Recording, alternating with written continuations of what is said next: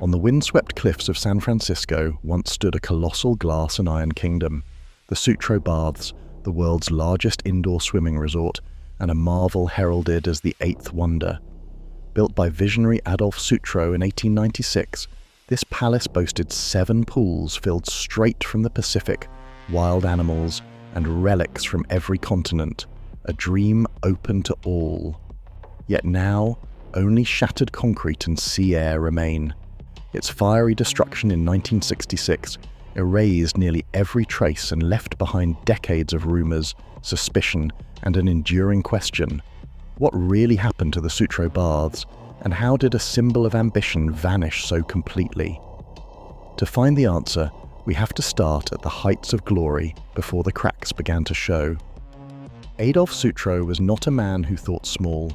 Born in Prussia in 1830 and arriving in San Francisco with little more than ambition, he built his fortune engineering the massive Sutro Tunnel in Nevada's Comstock Lode.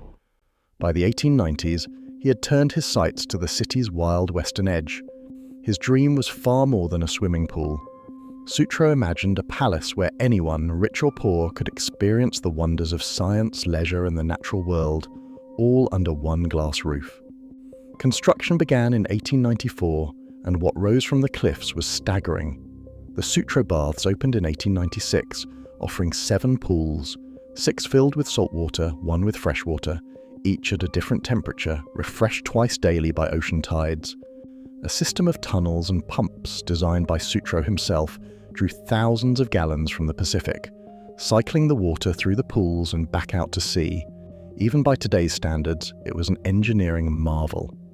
Inside, visitors found 517 private dressing rooms, grand staircases, and an amphitheater with seating for up to 10,000 people. The glass walls and iron beams stretched nearly 3 acres, enclosing a world of slides, springboards, and ornate exhibits. Egyptian mummies, medieval armor, and taxidermied animals lined the galleries, reflecting Sutro's passion for education and spectacle. He called it a cathedral of health and science, a place where the city's working families could share the same pleasures as its elite. But behind the spectacle, the bath's complexity demanded constant vigilance, hinting at the challenges that would soon follow. For decades, the Sutro Baths stood as San Francisco's grandest playground. On weekends, the glass vaults echoed with laughter and splashing water as thousands of families poured in. Advertisements called it the 8th wonder of the world, and for many, that didn't seem like an exaggeration. The pools shimmered beneath the iron rafters, drawing swimmers of every age and background. Children lined up for the diving boards, while older visitors strolled through the museum galleries or watched the spectacle from the amphitheater. On special nights, the baths transformed into a stage for concerts and theatrical shows, filling the air with music and applause. The joy didn't end with swimming. In the 1930s, an ice rink was added, turning the baths into a winter wonderland, even as ocean winds battered the cliffs outside. Skaters spun across the rink beneath coloured lights, while crowds gathered for hockey games and holiday festivals. At full capacity, more than 10,000 people could enjoy the baths at once, a scale almost unimaginable today. The price of admission was low enough that working families could afford a day of adventure, and the sense of community ran deep. For generations, the Sutro Baths were where memories were made. Birthday parties, first swims, and quiet afternoons watching the sun sink into the Pacific. In those golden years, the baths weren't just a building, they were San Francisco's beating heart, alive with hope and possibility. Beneath the shimmering pools and soaring glass, the Sutro Baths fought a constant battle against the elements.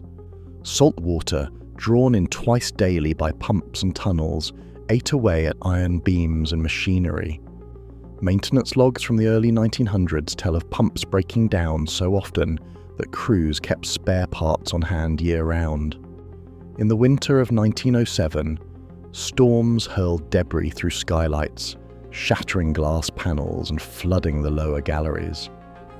Another fierce storm in 1914 forced engineers to shore up the seawall and replace entire sections of corroded piping. every repair brought new costs, and every storm revealed fresh damage.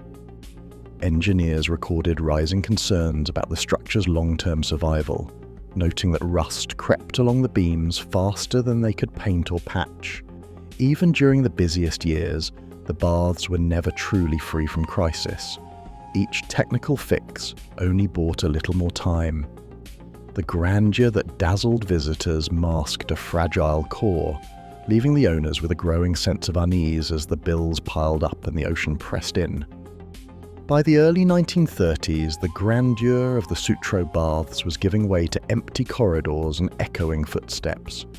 The Great Depression swept through San Francisco, and the crowds that once filled the galleries and pools thinned to a trickle. Ticket sales dropped sharply. By 1935, attendance had fallen to less than half its peak. Tax records from the decade reveal mounting debts and unpaid city bills, while staff payrolls shrank and maintenance was deferred. Newspapers began publishing exposés on the baths' financial troubles, describing shuttered wings and silent dressing rooms where laughter once carried. Ownership changed hands in a series of desperate negotiations, but each new manager found the numbers impossible. By the 1950s, George Whitney tried to revive the baths with new attractions, but the building's best days were behind it. In 1964, the property was finally sold to developers who saw more value in the land than in the battered iron and glass.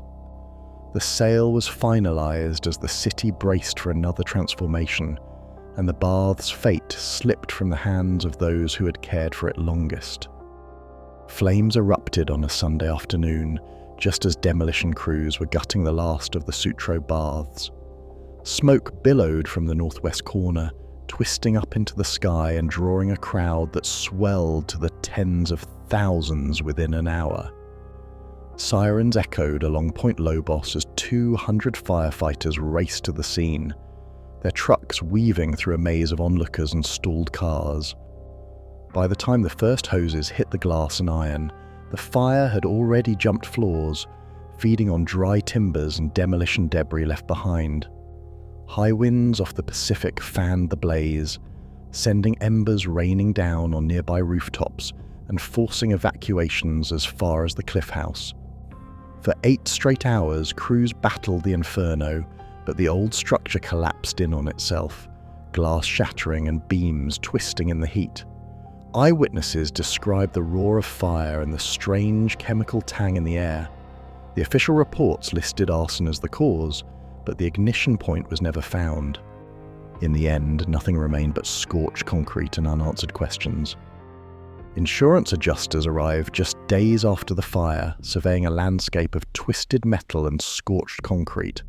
The developers, who had purchased the site only 2 years earlier, collected their payout and quietly left the city behind. No one was ever charged, and the official record closed with the cause listed as arson, origin undetermined. For decades, this convenient ending has fueled speculation. Some whispered that the fire was a final act to erase the past, making way for new fortunes. Others believed the cliffs themselves had rejected the baths, as if Sutro's vision was never meant to last. Ownership of the ruins drifted in legal limbo until 1980, when the National Park Service stepped in and preserved what remained. Instead of rebuilding, they left the site open to the wind and tide, letting the ruins become part of the landscape. Over time, stories grew in the empty pools and echoing chambers. Urban explorers recounted footsteps where no one walked. Tourists spoke of cold drafts and the sound of unseen water. On foggy nights, some claimed to hear voices lost to history. The mystery lingers, woven into every crack of concrete and every wave that crashes below. In 1896, the Sutro Baths opened with 7 pools and room for 10,000 visitors, earning it the title 8th Wonder of the World. Over the decades, maintenance records, financial statements, and storm reports revealed a constant battle against corrosion, rising costs, and falling attendance. When the baths burned on June 26, 1966, San Francisco Fire Department logs recorded over 200 firefighters at the scene, but the structure was lost in under 8 hours. The official cause was listed as arson, but no one was ever charged, and the full investigative files remain incomplete. Today, the ruins are preserved within the Golden Gate National Recreation Area, attracting thousands each year. The mystery of the Sutro Bath's destruction endures, supported by property records, insurance documents, and unanswered questions in the fire report. What remains is not just concrete and iron, but San Francisco's lasting fascination with a dream that proved as fragile as glass.